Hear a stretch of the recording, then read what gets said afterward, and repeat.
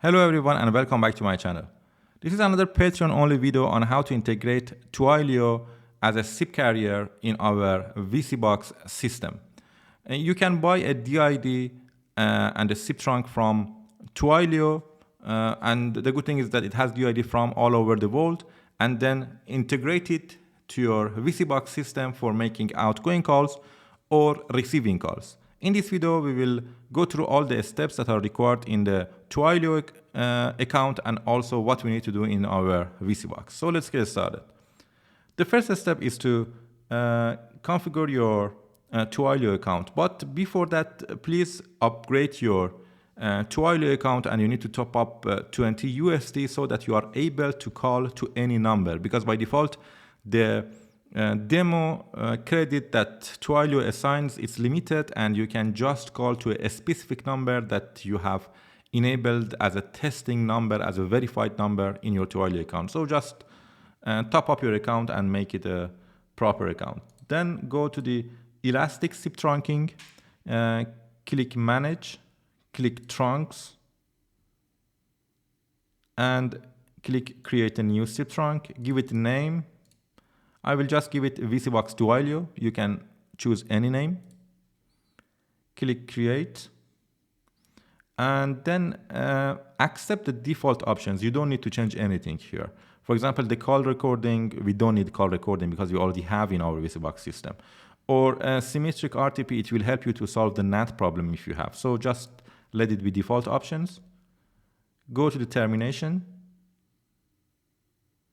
In the termination, you need to define a termination SIP URI. Just give it a name. This is the server that you are sending your request, your call request, or your SIP invites to that server. So give it a name. It should be a unique. I use the VICIBOX TWILIO.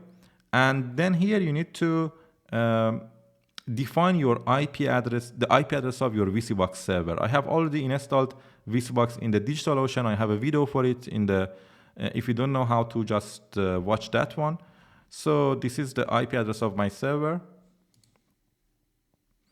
And I can create add. Give it a friendly name again. Okay, let me just paste the IP address. I will give it a friendly name as my DO VICIBOX 11.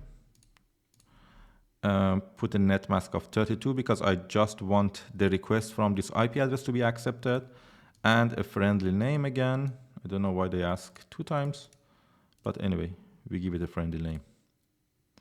And then create ACL.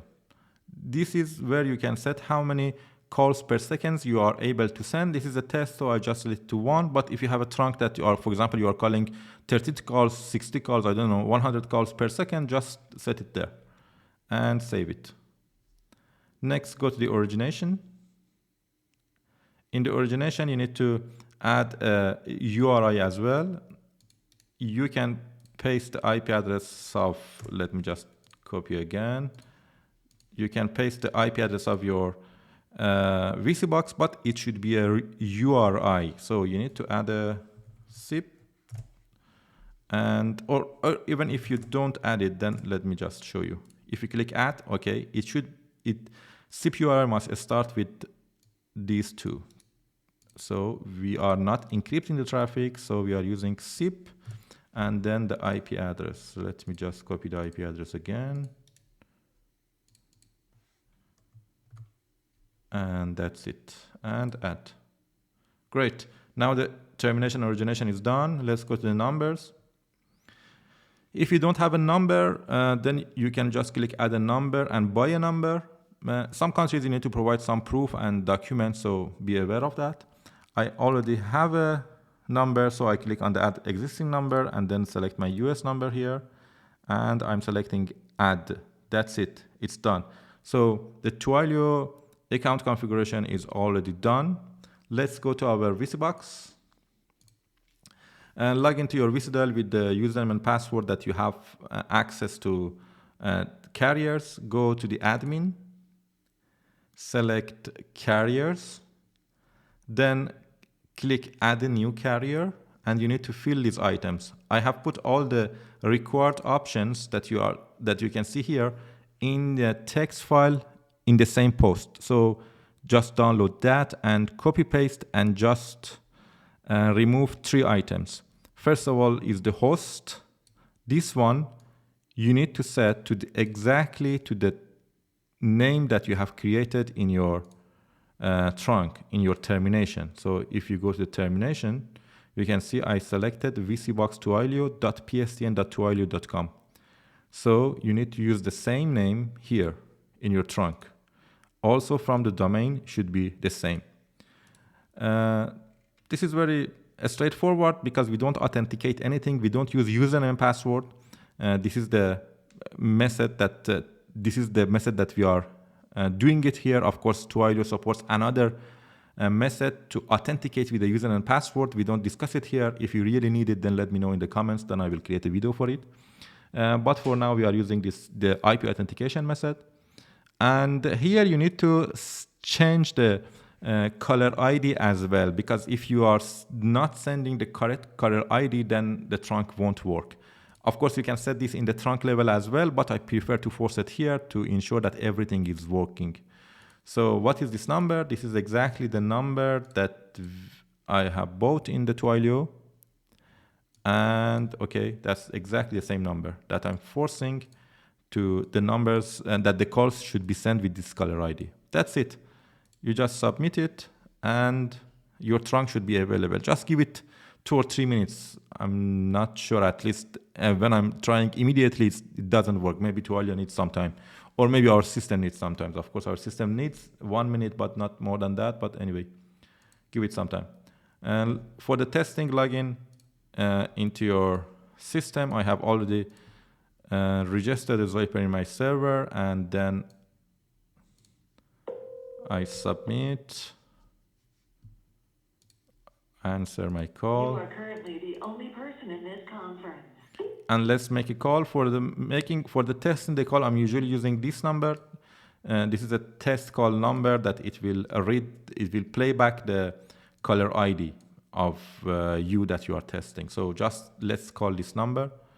In order to call, you should already know that we go to the manual dial and enter the number here. I already have a call history, so I click on the view call log and I will click dial. It will copy here for me. And if I click dial now, 9, 8, you can see the call is live 5, 2, and it's reading the 3, caller ID for 2. me. So that's working for the outgoing call. What about the incoming? Incoming, of course, you need to create a DID. You need to define your DIDs. If I go to the DIDs, you can see I define this USDID. Also, it depends what you want to do. For example, if you want to play a file, if you want to, I don't know, send to IVR or whatever, then you need to define the steps that you have. I have another videos. I have some videos on inbound configuration in my YouTube channel that you can follow that. But in order to test, I just route it to a file, a default asterisk file. So let me call the number.